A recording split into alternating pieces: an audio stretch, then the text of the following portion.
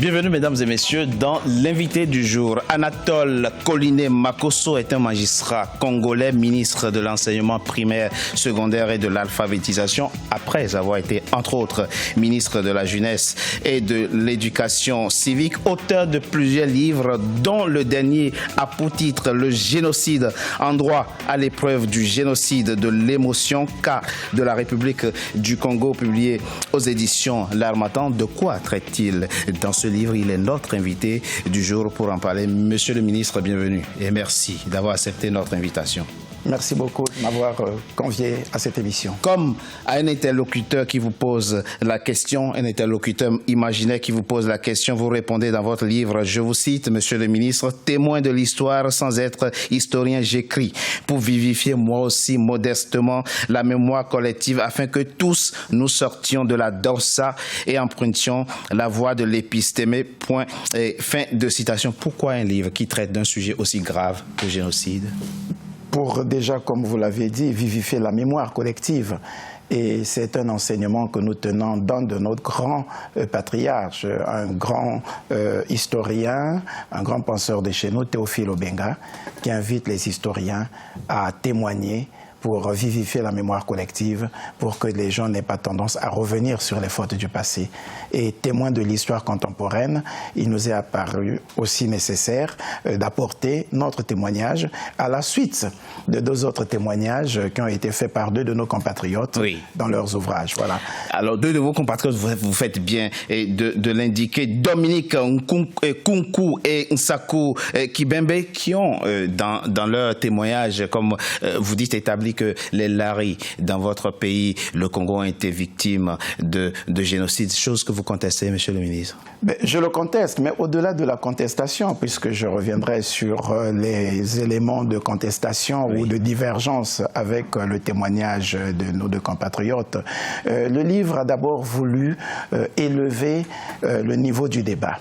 Il a voulu élever le débat en sortant la problématique sur les violences au Congo en général et les violences dans le département du Poul en particulier, de la sphère de la surenchère, souvent démagogique, politicienne, émotionnelle, et placer cette problématique sur un angle purement scientifique, de façon à convoquer les sociologues, les psychologues, les historiens, pour qu'on arrive ensemble à répondre à la question de savoir qu'est-ce qui fait que nous ayons toujours à connaître une flambée de violence dans un des départements de notre pays, et ce, depuis la période précoloniale jusqu'à la période coloniale, et peut-être au-delà de la période coloniale, ce qui a amené nos compatriotes à publier leurs deux ouvrages. Le témoignage, monsieur le ministre, manque de scientificité,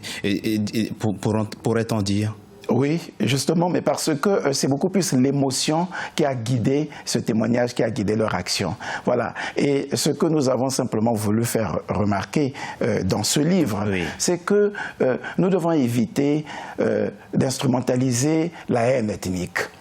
Voilà. On a eu tendance à lire une forme d'incitation à la haine ethnique au travers des témoignages de nos compatriotes. Or, l'incitation à la haine ethnique est un comportement qui est prévu et puni à l'article 13 de la Constitution congolaise du 25 octobre, qui dit « toute propagande, toute incitation à la haine ethnique, à la guerre civile, constitue un crime puni par la loi ». Pourquoi?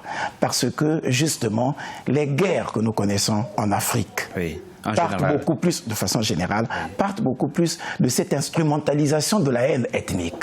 Et en publiant des ouvrages, laissons croire qu'une ethnie dans notre pays serait victime d'une volonté d'extermination par l'ensemble des compatriotes, puisqu'il le dit, tous les systèmes politiques sont contre les Laris.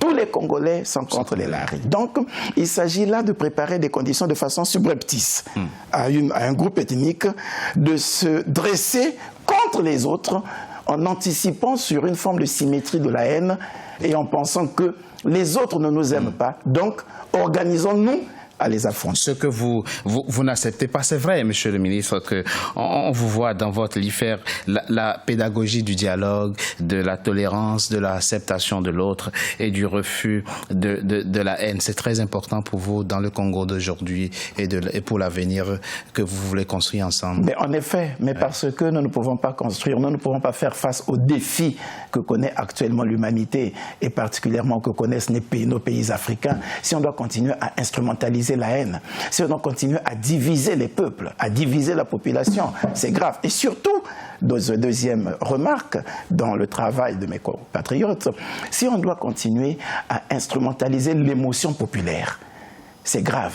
L'arme de l'émotion est une arme redoutable. Elle est plus létale que l'arme de guerre. C'est pour ça que vous titrez votre livre « Le génocide », en droit à l'épreuve du génocide de l'émotion, cas de la République du Congo, Congo-Brazzaville. Et bien entendu, monsieur le ministre, dans un livre précédent, vous avez avec fierté, comme vous aimez bien le faire, vanté les mérites du peuple bantou, un peuple qui sait être capable de créer des plaies, mais qui est aussi capable de les penser.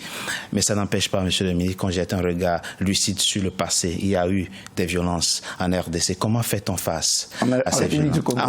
En République du Congo. Comment fait-on face? Mais à chaque étape, le peuple congolais a su se ressaisir pour penser ses plaies.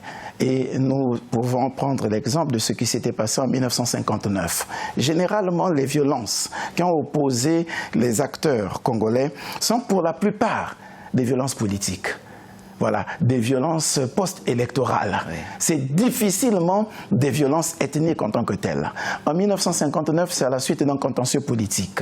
Voilà, une élection qui a très mal tourné et qui a créer une sorte de flambée de violence en faisant en sorte que les populations se soient regroupées derrière leurs différents leaders et se sont opposés.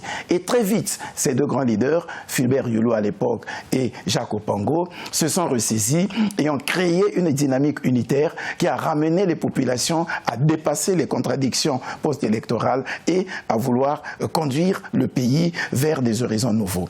En 1963, ça a été la même chose.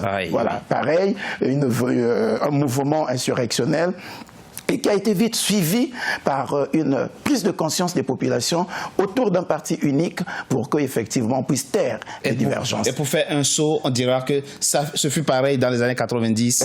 Ça a été pareil dans les années 90 avec la Conférence nationale souveraine, qui a été l'occasion pour les Congolais de laver le linge sale en famille. Ça s'est passé après les violences que nous avons connues en 1993, sous le régime du président Lissouba.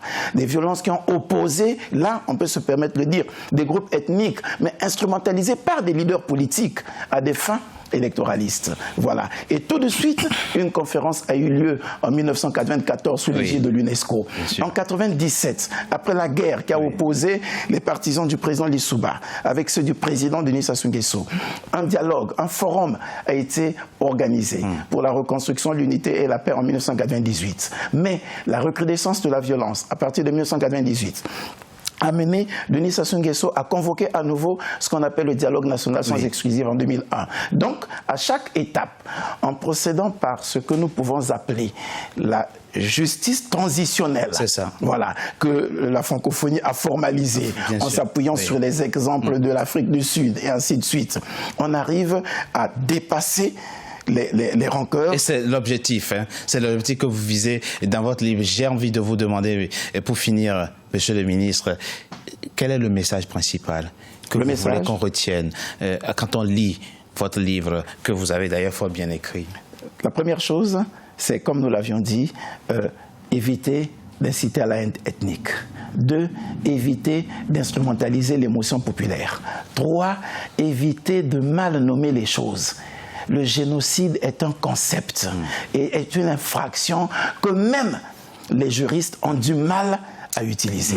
Vous avez vu devant le tribunal militaire de Nuremberg, alors même que l'acte d'accusation avait voulu poursuivre les gens pour génocide, le tribunal n'avait pas retenu cela. Merci. Donc ce n'est pas un mot qu'on utilise n'importe comment. Vous appelez donc à la prudence dans l'utilisation des concepts et surtout à ce qu'on n'oublie jamais que les Congolais peuvent vivre en paix les uns avec les autres. Surtout de la part des intellectuels. Merci. Il faut qu'ils évitent pour leurs ambitions politiques personnelles d'engager les ethnies, d'engager les populations. Merci, Monsieur le ministre. Anatole Koliné-Makosso, ministre congolais de l'enseignement secondaire, primaire et secondaire et de l'alphabétisation, magistrat de formation, auteur de plusieurs livres, dont le dernier, Le génocide en droit à l'épreuve du génocide de l'émotion, cas de la République du Congo, publié aux éditions L'Harmattan. Merci d'avoir été notre invité du jour. Merci beaucoup. Mesdames et messieurs, c'était l'invité du jour. Merci d'avoir été en notre compagnie. À très bientôt pour un nouveau numéro de l'invité du jour.